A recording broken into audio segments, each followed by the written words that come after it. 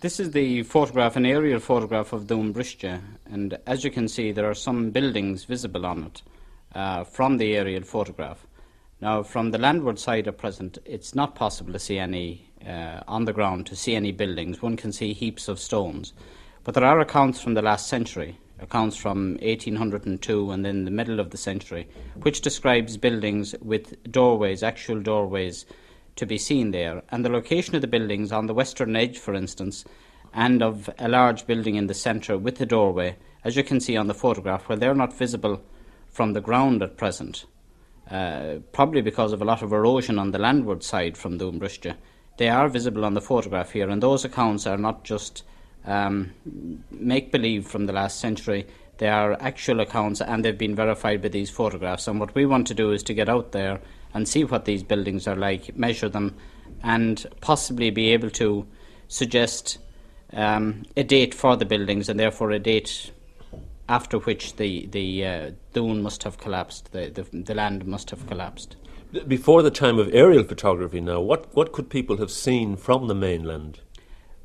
Well, they could. The accounts from the last century are so clearly, agree so clearly with this aerial photograph here that obviously they could see a lot more then than we can see now. At the moment you can only see some rubble, stones on it, but could not certainly identify buildings there without this photograph. Have you got your own theories? I have. If this is, as it appears to be on the photograph, if it is a long rectangular building, as it seems to be on the photograph there, it would appear to be that it's likely to be a medieval building, and that therefore the collapse is quite late. In other words, that the reference in history to the collapse of a dune in this barony of Tiroli, now it doesn't mention the exact headland, it gives it a different name, Dún Ross, but the mention of a collapse in 1393 of what was obviously a major collapse that had got into the annals would seem to be borne out by the building, by a long rectangular building there, and that is the truth, rather than the folklore that it was St. Patrick in his confrontation with the pagan god Cromduff who broke it off. So that in a choice between, say, the 5th century and the 14th century, at the moment it's looking like the 14th century, but what we hope to show today is to be able to make some comment one way or the other on that by getting out there and examining it. Well, what is the legend, and how old is the legend? Well, the legend is a very common one of a confrontation between Patrick and the pagan god Cromduff. I leave that to my father to deal with the folklore side of it. Patrick Caulfield, can we talk to you? You're a man who has been looking at Dún Briste for what, 60 years? No, yes, 70 years, I suppose, since I saw it first. And you know the legend that's common in this area. What is that legend? Well, the legend is common to all over Ireland. I mean, it's been gathered in the folklore and it's been published. But the legend I heard, I got it from my next door neighbour. And this was that after Patrick finished on Patrick, he decided to visit Fochel. Now, Fochel is within about 5 miles of the Downpatrick. And when he came to Fochel, he heard about this chieftain named Cromduff, who was very severe on the people. And he decided to come and try and convert them to Christianity. And the day he came towards the Down, Cromduff had 2 dogs at that time, and he set them on people to tear them apart. And when he heard that Patrick was approaching, he whistled for his dogs. Now the dogs were hunting with his son in a place called Glenlossary, that's a little glen near Belderry. So he must have a great whistle, because it's about 6 or 7 miles there. At any rate, the dogs were supposed to come, and when Patrick saw them approaching, he made a circle around himself with his crosier. And when the dogs then came to the edge of the circle, instead of attacking him, they lay down and they licked his feet. Now the old Shanachi, Michael Reagan Belderrick, who told me that, he used to say in Irish, Luishid Shisa Gechosa, Egos Lishid Achosa. That was how he told the story. Well then, When Cromduff saw that the dogs were a failure, he retreated towards the big fire he had, into which he threw people at different times. And when Patrick approached the fire, Cromduff was standing beside it, ready to throw Patrick in. Patrick picked up a stone, cut the sign of the cross on it, and threw it into the fire. And the fire went down through the ground and left a huge hole there that is still there on the headland. And it's known as Polnishan Chinny or Polnishan Thinne. There are two different names for it. But in my place out in Belderrick, they call it Polnishan Chinny. That's associating it with the fire. Cromduff then retreated into his castle. And when Patrick came, he wouldn't allow him in. So Patrick went back from the castle a bit, and he struck the ground with his crosier, and he cut Cromduff off from the land. And they say that he was on the island there until he died. He was eaten by midges. That's how they described his end. Martin Downs, you're setting off for the island with us. What do you hope to find there? Well, to tell you the truth, I'm not very clear at this point. The big thing from my point of view is that opportunity has arisen to go out there and to log what's on that island. Now, how important that may be, I have no way of knowing, and I won't really have any true idea of what I need to do on the island until I go and see it. It's very difficult. You can't really see much of the top from the mainland, as I think you may know yourself. So I'm going to go out there and record what's there. Later, I may think of doing comparisons between it and areas on the mainland, but at this point I have no way of knowing what I should be doing. Now, we're shortly going to take off for Dún Briste in a helicopter. I hope so. Does that worry you at all? Not in the least. I'm not the slightest bit worried about taking off or landing on it. No, I have no fear of heights, thanks be to God, and for that reason I suppose I don't worry about it. Did you ever think, Patrick, that you would be able to land on it one day? Well, no. I always had I always looked at it and said, well, it'd be lovely to land there, just now for the sake of finding out what ruins and what was left there from the old times. And I never dreamt that I'd ever get the chance. I hope I'll be able to make it today. We're sitting now, waiting now on Downpatrick Headland, and a lot of people have gathered to see this takeoff of this expedition to this stack or this island which hasn't been landed on or stood on by human beings for about 600 years.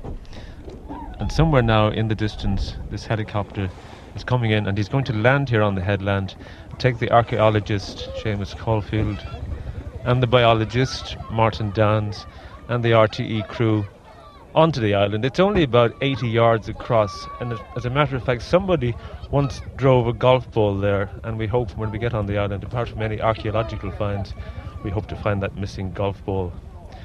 The helicopter is coming in now pretty low over Dún Briste, and now he's coming close to us, and presumably he's going to try to land in the car park on the headland, if he can find space among all the cars that have come here this late afternoon. It's just after 5:30 in the evening. A sunny evening on the headland, not too much wind, though the weather was very, very windy earlier, very dark, very gloomy. Now it's brightened up, there's a blue sky, and it looks like as if we're going to have a nice trip across the Dún Briste and be able to do the work that the archaeologists and the biologists want to do. The red helicopter is coming in now, and he's coming down right here into the car park. I must say the archaeologists and the biologists are very excited about this. This is something they've both been dreaming about for a long time, and obviously their ambition is about to be fulfilled. The chopper's coming right down now. He's landing now, and in a few minutes we hope to be aboard to take off on this voyage of discovery to a little bit of land which somebody said looked like a piece of layer cake dropped in the ocean, which hasn't been stood upon for 600 years. And the helicopter now, his engines are slowing down. and we're going to go aboard in a few minutes and hopefully take off for Dún Briste.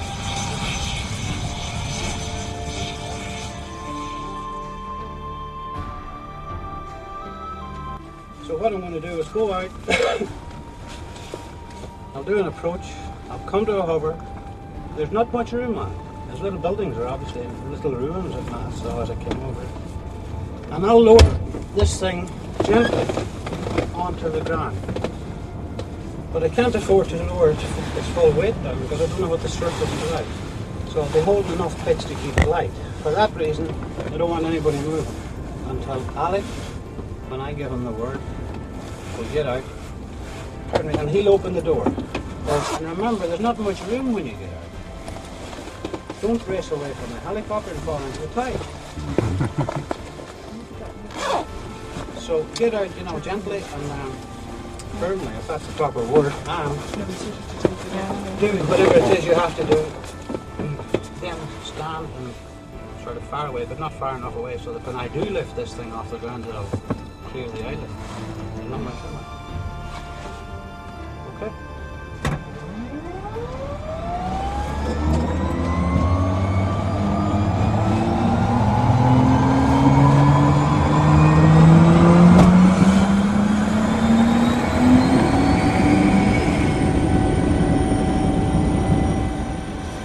Lifting off now for the island of Dún Briste, and as well as wearing our seat belts, we're all of us also wearing life jackets, and the pilot has told us that the wind on the island will be about 25 to 30 knots. We're now up over the headland, leaving the car park far behind, and it's only about 80 yards across to the island, which broke off from the mainland many centuries ago. And the island itself is about, they say, the size of a football pitch. And we're now over the sea. And the pilot is making a sharp turn, and it's a very beautiful evening now. We've chosen a good day or a good evening, apart from the wind. And on the right now, I can actually see the island. We're coming right into it, and the pilot is obviously trying to judge where he's going to make his landing. He won't be able to touch right down on the island. He'll have to come very close, and then we'll have to clamber down.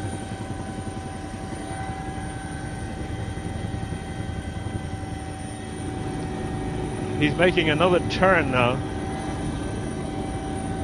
hoping he can get it on the next one. It's now on our left hand side.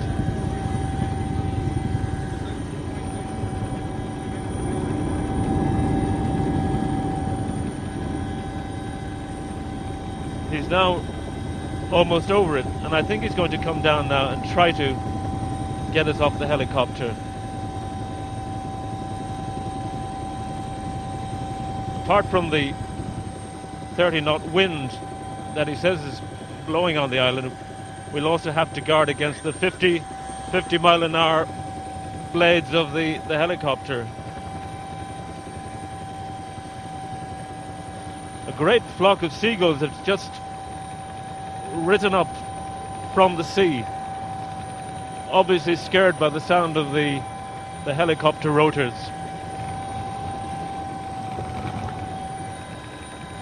He's coming quite close now, and I think he's been buffeted a little bit by the wind up here.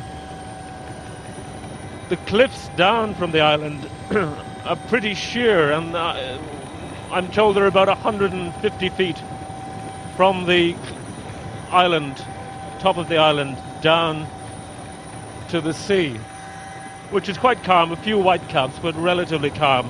And we can now see, we're so close to Dún Briste now, we can see the wall of the settlement, whatever it may be. The archaeologist is going to find out. We can see the wall of the settlement, what's left of it. He's now right over the island, a couple of feet now from where he's hoping to put us down.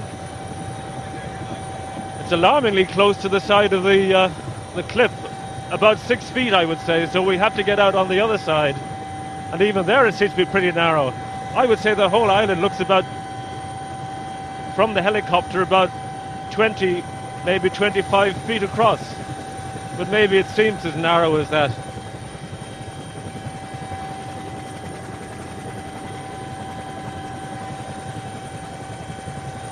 I think he's actually trying to get her right down on the ground.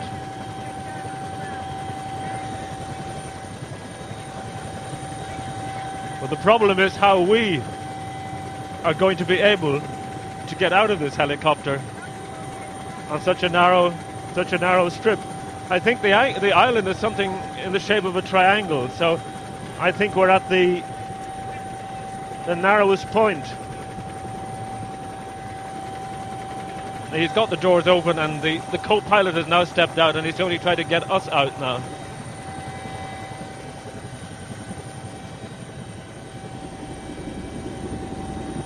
He's keeping the rotors going because he can't afford to stay here. He's going to leave us on the island for some hours and then hopefully come back and collect us. And now the doors are open. We're unfastening our seatbelts, and the first man out is the man who's waited all these years to stand on this little piece of land.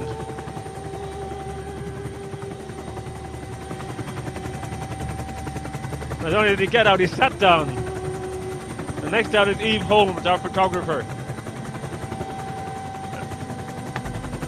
Eve is out, and she's going to photograph the rest of us now, the archaeologist and the biologist, and then the rest of the RTE team.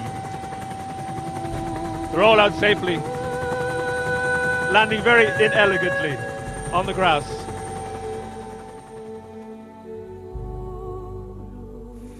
That was a very tricky landing. We're all out. We're all stretched here on the grass, and the island is much narrower than we thought it was, and the helicopter's now making off again. But we're all here, except the sound operator lost some of his batteries. I think they blew over the cliff. Patrick Caulfield, now you're the first man to have set foot on Dún Briste for probably 600 years. And for a man of 77, isn't that your age? 77 You plus, made quite a good landing. A very good landing. A little bit, you rolled over, but quite well, good. we had to do that, yes. How did it feel? Well, it's a wonderful feeling to be able to say that I landed on Dún Briste. I'd been looking at it for 70 years or more, but I never dreamt that I would ever see the day that I'd be able to stand on it.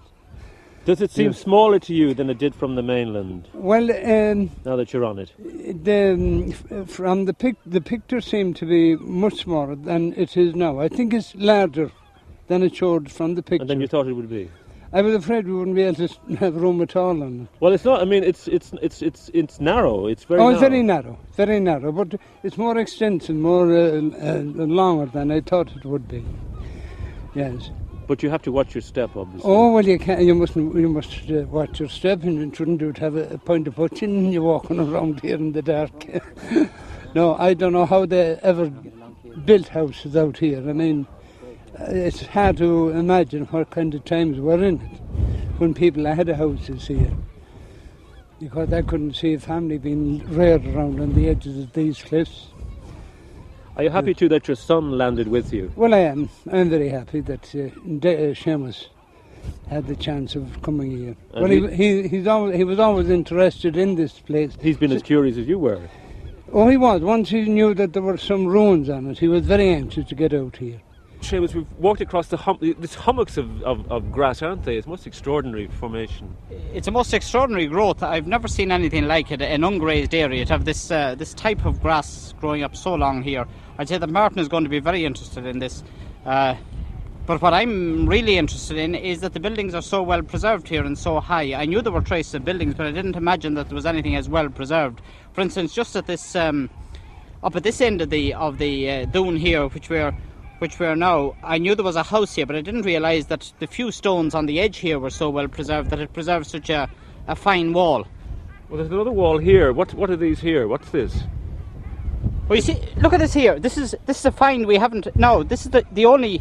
I wasn't hoping for a find, but if I was to ask for a find, that's the very one I'd look for. What is it? It's a quern. It's a rotary quern, and it happens that those were my main study early on. My master's thesis actually was completed on these, so that's the one find. Right. If I was looking for a find, that's the one I'd be looking for. Describe it for me. A circular stone with a hole in the middle, used for grinding corn, but often also ending up in graveyards or on monastic sites and used as burial slabs. And here, well, here it's sitting up on the wall. It would appear to be left there as if it was marking something. And it's rather unusually displaced. You see the way it's broken here, and part of it It's over broken to in one half, as side it were, there. yeah. It's broken in half, and one part of it over to one side. Now, what would have moved it like that, I don't know. Would it be We're just only the here collapse of about the wall, perhaps? I don't know. We're only here about 5 minutes, and we've still to try and figure out, you know, what state the buildings were in at the time that it broke off from the that it broke from the mainland. We'll just have to try and figure that out. But this is the most unusual. If I was to ask for one find out here, I'd ask That would for a satisfy quern. you? Yes, That would be enough. that would be enough. Yes, and there it is. At this stage, any idea at all as to how it may have got in this place, in this position? Not in the position on the wall there. Obviously, when this was a monastic site here or a religious site, they don't spend all their time praying. They obviously have to live here as well. And querns are a very common find on religious sites. So it would be quite to be expected here. And among the stone finds, I suppose among finds, it's one of the things that I should have thought of that could be lying around. You didn't expect But there it is. I didn't expect it. I never thought of it until I just saw it now. Martin Downs, we're only about 10 minutes on the island, so perhaps it's a little soon to ask you what you found or what you're looking for. Well, I've just had a quick look round here. It's not too unlike what I might have guessed was here. There's much less sea pink than I had judged, though. There's a lot of this grass, this fescue, and surprisingly, it has built up a tremendous depth of peaty material under it, and that's what's impressing me more than anything at this point, is just the volume. There's maybe, perhaps in some places, a metre of this stuff. And why is that? Overlying the soil. Well, this grass does grow like that. It does do that, but it has been undisturbed here, and it seems to have gone on. You can see yourself, it has encased some of the walls around. It's just that you don't see it like this very often on the mainland. Aside from that, there are a lot of plants that almost anyone could have forecast would be here. I see sea beet here, close relative of sugar beet. Usually grows at the seaside, that's not surprising. I see broadleaf dock here. A lot of plants, just as you might find at almost any seaside in this part of the country, any rocky seaside. There's So- nothing flourishing that you wouldn't find, say, on the mainland. There's nothing flourishing here that I've seen so far that you wouldn't find on the mainland. There are a lot of insects and insect-like animals here too, and I'll just have to try making a collection of some of those. There's an amount of lichen or lichen, this yellow material, on the walls. It's mainly a species called Caloplaca, and again, it's one that you find at the seaside. There's nothing very amazing about it. What's interesting me just at the moment, I was thinking about it just before you came up there, is if we can get any sort of dating for these walls. Yes. It might be possible for us to make inferences about how fast this grass can accumulate the peaty material under it simply by measuring it up along the walls.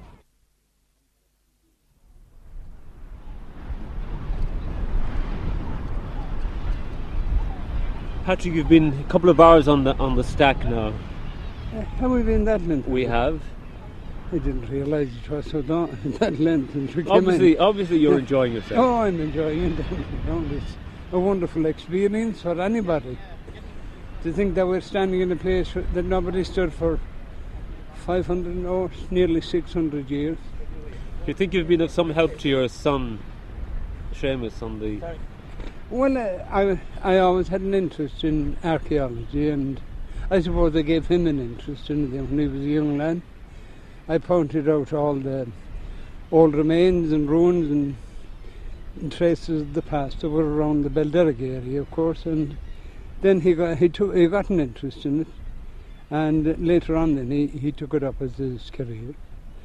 So he has done quite a lot of work in the archaeological field back in the Belderrick area and back in Erris, all over the County Mayo.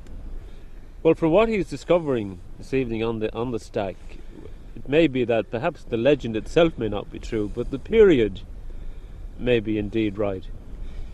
Well, the date of the collapse of the joining land between this place and the mainland. It's difficult to think of that we're out off the mainland now. But that date, I think, would be fairly true or right, because MacFirbish's annals were pretty accurate. So he gave the date as, I think I told you before, as 1393, yes. That'd be 100 years before Columbus sailed for America, so it's quite a bit back. And local people then may not have been far out at all in their estimations. There was, of course, there was the Cromduff actually lived in this area, and he probably dwelt out here too, in the early days of Christianity. Believe that? Oh, I do, because usually these tales are handed on for generations, you know, and they're actually usually correct. Now the name, the old man, I think I told you before too, or maybe I didn't. The old man beside me, he gave the name of the chieftain who lived here as Ljóðrisk. Now I got an old map, a very old map, and this place is marked on the map as Dún Briste. So the old man may have been that he didn't take up the name correctly, but he had the end of it correct anyway.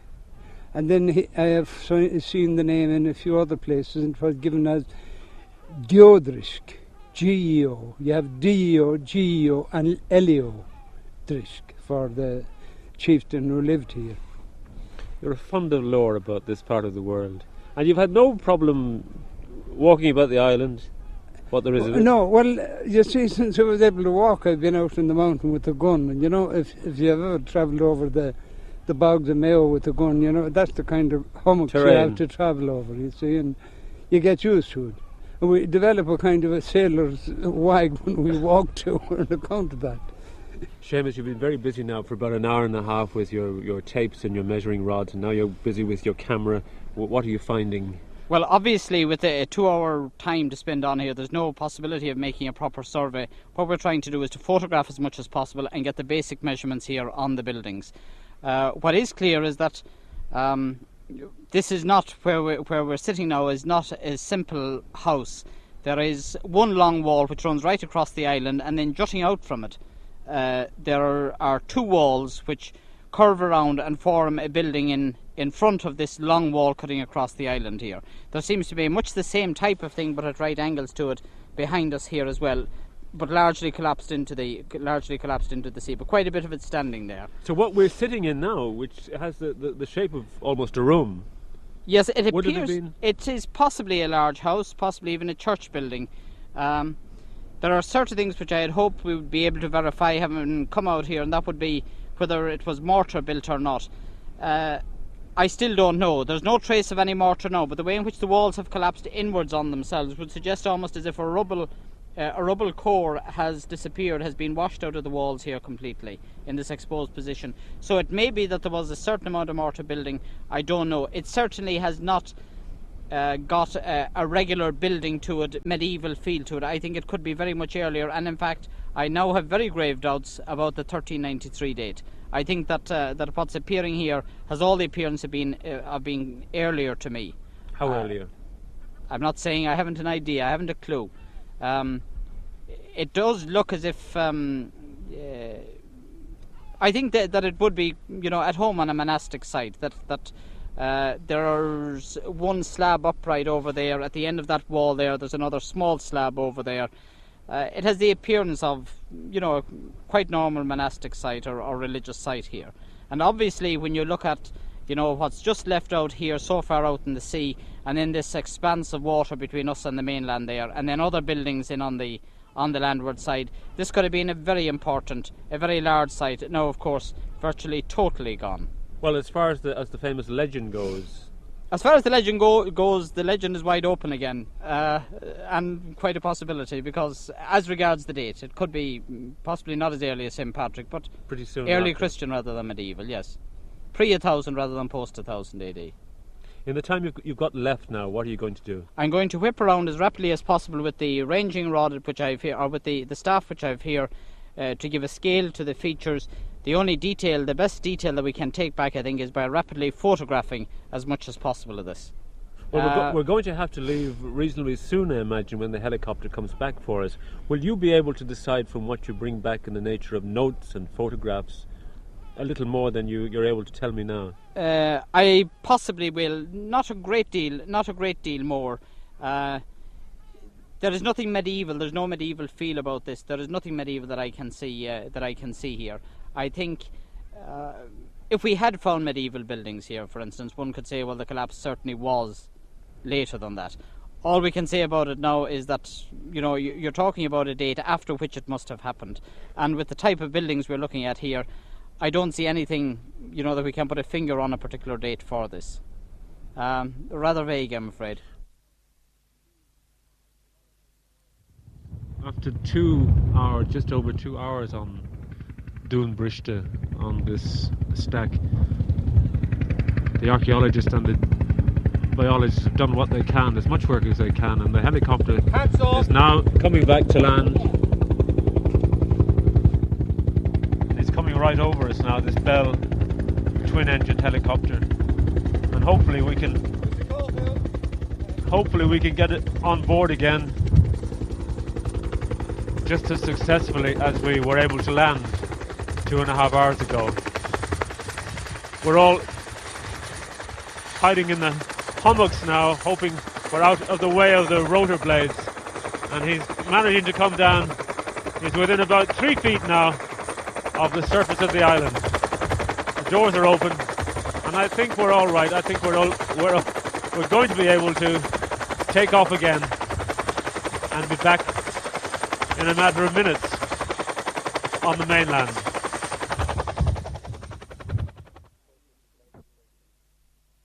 Seamus Caulfield, you've landed safely. How would you sum up the expedition? Very successful, tremendous to have got the opportunity, and very grateful to RTE that we did get the opportunity to get out there and to see the buildings. As I said to you out there, it is impossible to do a detailed survey, but we have got a lot of photographs. We've got a lot of some basic measurements from it. We have an idea what the buildings are like. They do look much earlier than I anticipated. I didn't think that those large buildings would look quite as primitive as they did. And there is, of course, a lot more buildings out there than can be seen even on the aerial photographs. They're much more extensive.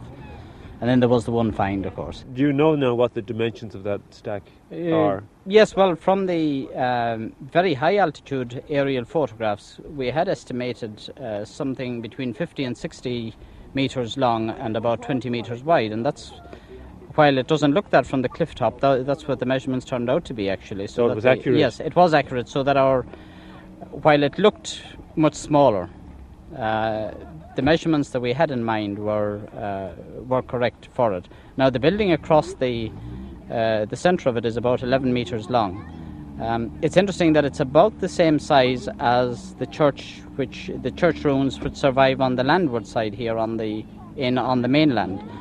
And I just wonder if an idea I had before going out, seeing that the dimensions are so close between the two buildings, between the building out there and the one in here on the mainland, that it might have been part of it. That's not so much part of it, but that seeing that this was a place of pilgrimage for a very, very long time, that if the original site of the pilgrimage outside collapsed, did they in fact transfer it in onto the land here? There is a folk story about Cromduff and St. Patrick, which to a certain extent suggests that. There is a story that Patrick was building a church out on the headland, out on the Dún Briste, and that every night Cromduff came along and knocked it down, and that he eventually cut Cromduff off, left him out there, and built the church in on the landward side here. That's a version of the Cromduff story, which may contain a germ of truth in it about the building of two churches. It's now 8 months since we were out on Dún Briste, and you're sitting there, Seamus and Martin, surrounded by your notes and your findings. Have you had any reason to change your mind about what you said when you stepped off the helicopter? Well, apart from the problem of 8 months later finding it hard to recollect exactly what I said in the excitement of getting out onto Dún Briste, as far as I can remember, my conclusion just before we left the rock was that the buildings could be quite early because they showed no evidence of any mortar building in them. They were very primitively built. And I did say at that time that they could be earlier than the date of 1393, which is referred to by MacFurbish in the Annals of MacFurbishy. Looking at it now, though, and having looked for parallels for these buildings, I would think that, in fact, the date of 1393 is the more likely one. The building is clearly a longhouse. It is, and in fact, I can show you here some illustrations, some plans of buildings, for instance, one from Devon in the 13th, 14th century date, of longhouses, farm buildings, which incorporate this longhouse idea of having the dwelling at one end and the animals down at the other end. And you may remember this sketch here, for instance, of the building on Dún Briste does show such a longhouse, with again the doorway in the middle of the long wall, and down at one end this narrow drain going out of one of the gable ends, and that seems to be a byre drain to take where the animals were tethered down at that end of the building. So in other words, this was a style of medieval building? Yes, and in both these islands? Yes, it seems so, but it was, yes, but it's interesting in that it is not the style of building which you had in the North Mayo area up to the beginning of this century, where animals were kept in the longhouses, but in that case the drainage trench ran across the main axis and went out in the drain at the end where the animals went out in the long wall just beside the doors. Martin, what have you found since you studied your I've been notes? able to confirm that the woodlice that were there. You remember there were huge numbers of woodlice down among the roots of the red fescue and the sort of fibrous peat that was down there. Well, they are mainly, at least, a particularly common species, and one that we might have forecast would have been there, and one that's pretty good at spreading too. So that ties up, and that's, as I say, more or less what it would have forecast. We could go on now, and we could look at what the genetic makeup of those woodlice is by comparison with woodlice on the mainland. Seamus was saying there about having a small sample of his settlement, but if you think when that stack was cut off, well, you also had a small sample of the population of woodlice in Ireland out on it, and that sample mightn't have been very much like the population of woodlice in Ireland. If you just imagine that perhaps a red-haired Irish couple were marooned out there, well, you'd expect to find today that the offspring on that island would have a lot of red hair. Well, you could have that kind of situation, or of course you could have new forms of genes developing, and we could go on now and we can look biochemically at those genes. And well, Dún Briste is very interesting, and it could form part of a system for looking at gene movements in populations. I put it to you, would there be any purpose now in both of you going back to Dún Briste? Oh, tremendous amount, in that we simply examined very briefly the buildings on the site there. We took some very rough measurements of it, but obviously to do a proper detailed survey and examine the site in detail, this is without ever doing any excavation. Simply to survey the site properly would take quite a few days' work, and it's I know I had rather cold feet even after coming in, but it's the interest. I would, yes, very much like to complete that job. You, Martin? Well, the main importance of all this was always archaeological, and it's just valuable that a biologist can go on these kinds of things just in case something shows up, and particularly to make records. And yes, I would like to go back, and I would like to improve the records I have. And if Seamus can screw up his courage to going back there again and opportunity presents itself, you may be sure I'll be with them. If you enjoyed this documentary, you might like to listen to our other Documentary on One productions. Visit rte.ie/documentary.